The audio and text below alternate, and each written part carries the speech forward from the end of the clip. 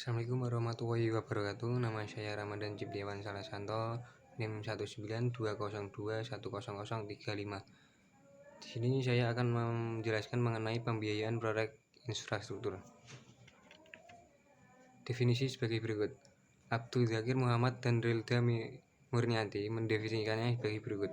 Pembiayaan proyek adalah pembiayaan dari berbagai sumber keuangan yang diperlukan untuk menilai, mendirikan, dan mulai bekerjanya suatu proyek bermodal besar. Pinjaman untuk proyek tersebut biasanya diberikan oleh sindikasi bank dan jaminan keuangan atas pengembalian pinjaman tersebut hanya digantungkan pada arus pemasukan di masa yang akan datang dan tidak digantungkan pada jaminan pihak ketiga. Selanjutnya, dalam Perpres nomor 9 tahun 2009, Pasal 1 angka 4, perusahaan pembiayaan infrastruktur adalah badan usaha yang didirikan khusus untuk melakukan pembiayaan dalam bentuk penyediaan dana pada proyek infrastruktur. Pasal 5. 1. Kegiatan usaha perusahaan pembiayaan infrastruktur meliputi A. Pemberian pinjaman langsung untuk pembiayaan infrastruktur. B. Refinancing atas infrastruktur yang telah dibiayai pihak lain. C. Pemberian pinjaman subordinasi yang berkaitan dengan pembiayaan infrastruktur. 2. Untuk mendukung kegiatan usaha sebagaimana dimaksud pada ayat 1, perusahaan pembiayaan infrastruktur dapat pula melakukan A. Pemberian dukungan kredit termasuk pinjaman untuk pembiayaan infrastruktur. B. Pemberian jasa konsultasi. C. Penyertaan modal. D. Upaya mencarikan swap market yang berkaitan dengan pembiayaan infrastruktur. E. Kegiatan atau pemberian fasilitas lain yang terkait dengan pembiayaan infrastruktur setelah memperoleh persetujuan Menteri. Selanjutnya, ada sumber hukum pembiayaan proyek. Sumber hukum pembiayaan proyek dapat diklasifikasikan ke dalam dua jenis, yaitu sumber hukum perdata dan sumber hukum publik. 1. Adapun sumber hukum perdata adalah perjanjian dan undang-undang yang memuat ketentuan tentang A. Kebebasan berkontrak. B. Pinjaman pembiayaan jaminan. C. Pemborongan pekerjaan. D. Badan hukum perusahaan dan investasi. Kedua, adapun sumber hukum publik yaitu perundang-undangan meliputi semua ketentuan hukum administrasi negara tentang A. Keagrarian yaitu bumi, air, atau angkasa. B. Sumber daya alam. C. Lingkungan dan tata ruang. D. Perizinan dan perpajakan. Selanjutnya, adapun jenis objek pembiayaan infrastruktur yang dapat dikerjasamakan dan dalam badan usaha adalah infrastruktur transportasi meliputi pelabuhan laut, sungai atau danau, bandar udara, jaringan rel, dan stasiun kereta api. B. Infrastruktur jalan meliputi jalan tol dan jembatan tol. C. Infrastruktur pengairan meliputi saluran pembawa air baku. D. Infrastruktur air minum meliputi bangunan pengembalian air baku, jaringan transmisi, jaringan distribusi, instalasi pengelolaan air minum. E. Infrastruktur air limbah meliputi instansi pengelolaan air limbah, jaringan pengumpul dan jaringan utama, dan sarana persampahan yang meliputi pengangkutan dan tempat pembuangan. F. Infrastruktur telekomunikasi meliputi jaringan telekomunikasi.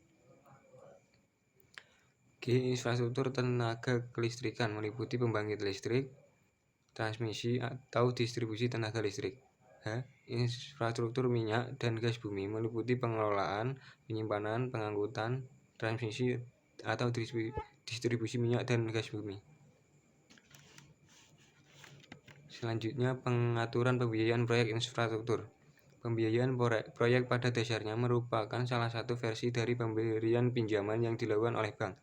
Hanya saja, dalam pembiayaan proyek, pengembalian pinjaman berdasarkan penghasilan yang diperoleh dari proyek yang dibiayai oleh pinjaman itu sendiri.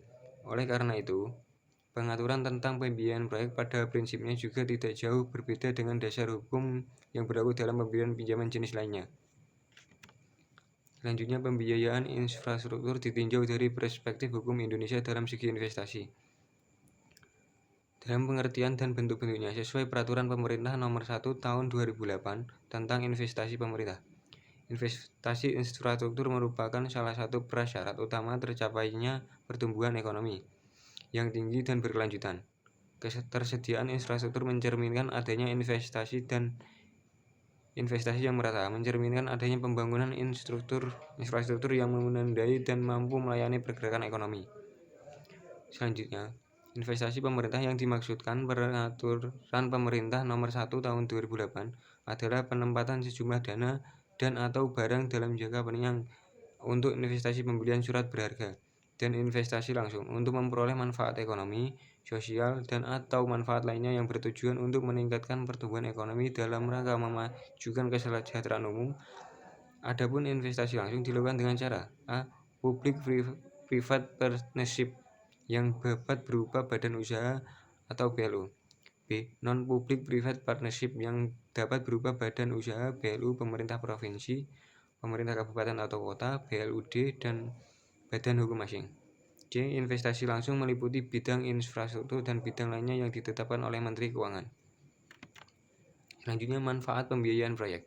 Beberapa manfaat dari pembiayaan proyek adalah sebagai berikut. 1. Sumber pengembalian pinjaman. Sumber penghasilan utama dari pembiayaan proyek adalah pendapatan proyek itu sendiri. Pendapatan proyek ini merupakan sumber pengembalian pinjaman dan sekaligus keuntungan yang diharapkan oleh investor. 2. Membuka lapangan kerja. Lapangan pekerjaan bagi tenaga kerja semakin terbuka, baik tenaga kerja biasa maupun tenaga kerja ahli dan terampil.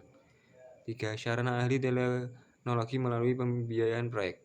Inilah dapat digunakan sebagai sarana untuk terjadinya alih teknologi atau transfer teknologi bagi tenaga kerja setempat untuk meningkatkan pengetahuan dan keterampilannya. 4. Memperbaiki infrastruktur melalui pembiayaan proyek. Ini dimungkinkan akan terjadi pembangunan atau perbaikan infrastruktur, misalnya pemuatan jalan masuk ke proyek, instalasi listrik, dan jaringan telekomunikasi. 5. Sumber peningkatan pendapatan negara, keberadaan dan kegiatan yang dilakukan oleh suatu proyek menurut ketentuan undang-undang perpajakan dikenal pajak. Contoh PBB, pajak penghasilan, pajak pendapatan. Selanjutnya, hambatan yang dilalui pembiayaan proyek yaitu 1. Kendala kesesuaian tenor, 2. Kurangnya konsisten dalam edukasi. Itu saja yang bisa saya jelaskan. Terima kasih.